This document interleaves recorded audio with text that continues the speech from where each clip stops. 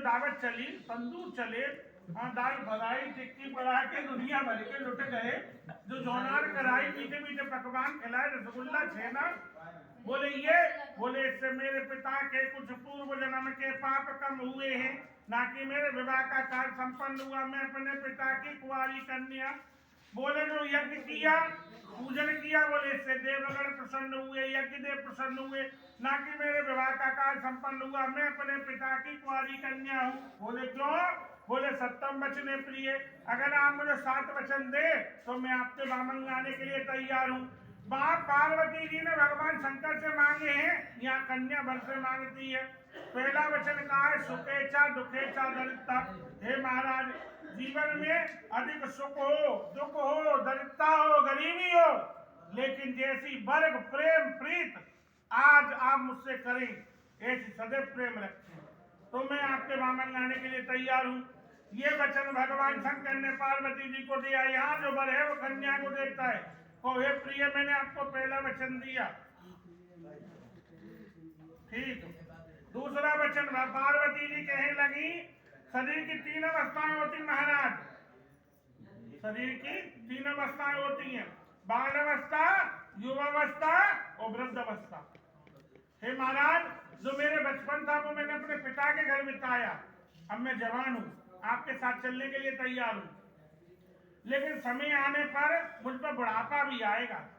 ऐसा नहीं कि मैं सदैव ऐसी रहूंगी, समय आने पर मुझ पर बुढ़ापा भी आएगा। बोले क्या आप जैसी आज मुझसे बरक प्रेम प्रीत करेंगे, ऐसी बुढ़ापे में भी करेंगे? जवानी भले टकरा रह जाए लल्ला, बुढ़ापे में कभी टकरार नहीं होता। तुम देखो तुम टुकड़ा बैठो तो टुकड़िया वही चक्कर काटे हैं।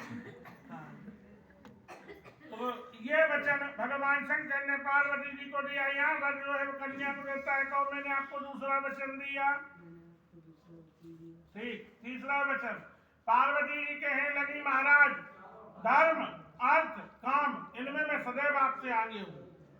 धर्म की कई बात हो तो स्त्री पुरुष से आगे है, अर्थ घर गृहस्थी में क्या देना क्या लेना ये पुरुष से ज्यादा स्त्री जानती है। काम किन्हीं कारणवश अगर किसी स्त्री का पुरुष 4 बच्चे छोड़ के मर जाए तो वो स्त्री 4 बच्चों को पाल लेगी, क्योंकि उसमें ये क्षमता है काम की। लेकिन अगर किसी कारणवश किसी स्त्री का किसी पुरुष की स्त्री मर जाए और वो एक बच्चा छोड़ जाए, पुरुष को वो एक बच्चा भी पालना मुश्किल पड़ जाता है। बोले मोक्ष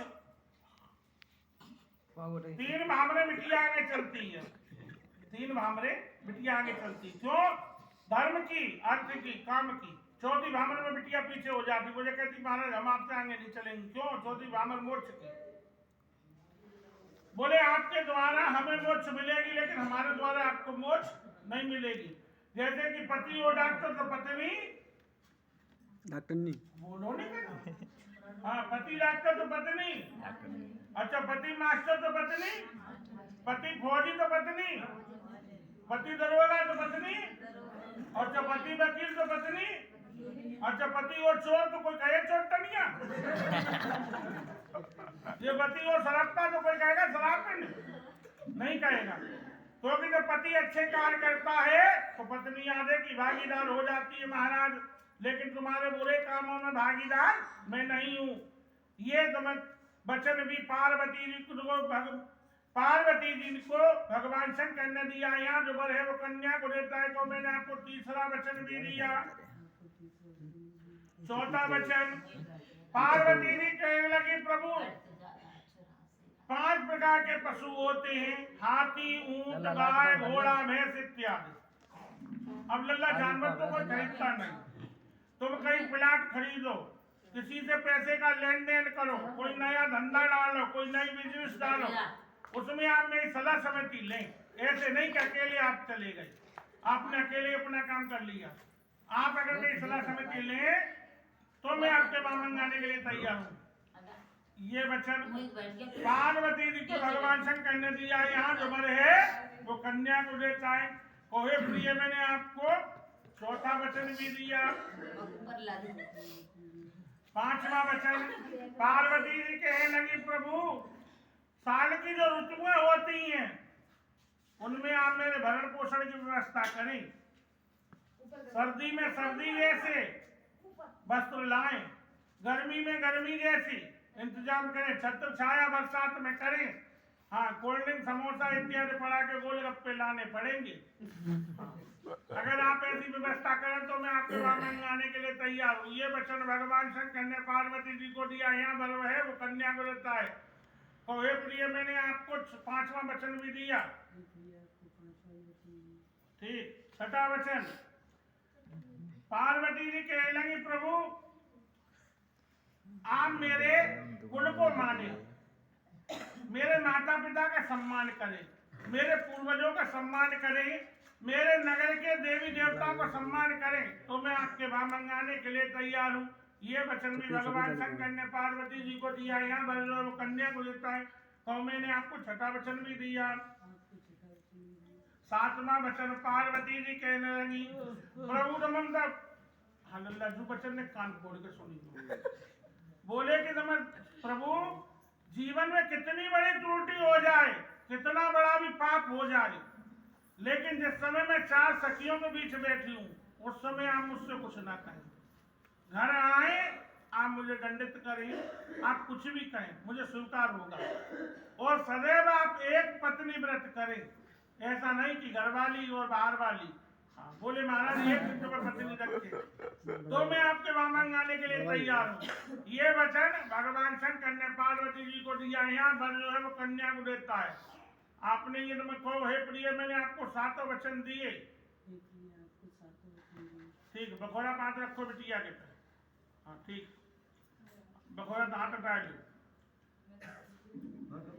अरे महाराज सुनाओ ना ना ना मैं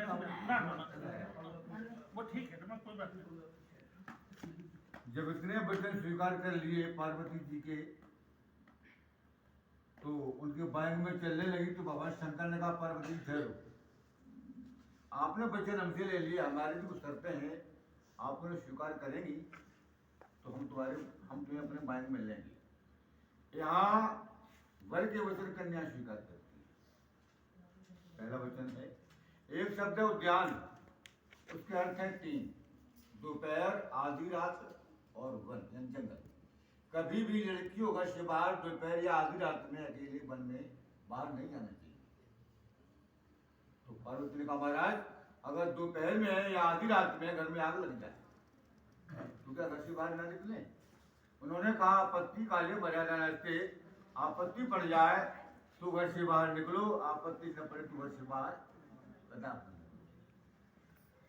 शराबी आदमी के सामने, मद्युक्त हाथी के सामने मत निकलो, क्योंकि शराबी आदमी का दिमाग कुछ और होता है, कुछ भी बेइज्जती कर सकता है, कुछ भी कर सकता है। हाथी के सामने नहीं निकलना चाहिए, वो भी मदमस्त हाथी होता है। तो पार्वती ने कहा महाराज जब हमारे शिव का पूजन होता है तो सामने पूजन स्त्रियां करती है, क्या हम न करें? उन्होंने कहा सिर्फ उसी वक्त, मगर बार बार नहीं। अपने पिता के घर बगैर बुलाए कभी मत जाओ। जैसे सती जी अपने पिता दक्ष प्रजापति के यहाँ बगैर बुलाई गई तो उनकी अवज्ञा हुई, बेइज्जती हुई, तोहिन हुई, बिना बुलाए मत जाओ। तो पार्वती ने कहा महाराज जब भाई का लड़का पैदा होता है या रक्षाबंधन का त्योहार आता है, भैया दो जाती है, तो लड़कियां अपने पिता घर बगैर बुलाई जाती हैं, क्या हम ले जाएं? उन्होंने कहा हित माने तो जाओ और हित न माने तो कदा अपने पिता के यहाँ मत जाओ। अपना पति कैसा भी हो, चाहे लूला लंगड़ा अंधा बहरा कैसा भी, उसी की प्रशंसा करो, उसके अलावा किसी की प्रशंसा मत करो। तो पार्वती ने कहा महाराज जब शादी के वक्त लड़का दरवाजे पर आता है तो स्त्री पुरुष बच्चे सभी कहते हैं लड़का बहुत सुंदर है, क्या हम उसकी तारीफ न करें? उन्होंने कहा जब तक वो अपने सर पर मोहर बांधे है तब तक ही प्रशंसा करो, उसके बाद अपने पति की बड़ाई करो, अपनी पति की प्रशंसा करो। अपना पति चाहे अज्ञान हो चाहे कुरूप हो कैसा भी हो, किसी की प्रशंसा करो।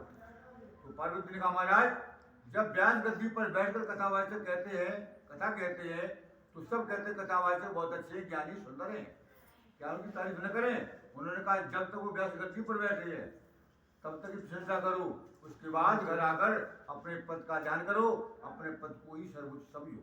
इन बच्चों को स्वीकार करती हुई पार्वती जी भगवान शंकर के वायन में चलने लगी। बच्चे स्वीकार करे बेटा, इनसे करना पड़ता। ये फोटो ले लो, दोनों लोग हाथ रख लो, तुम देख लो।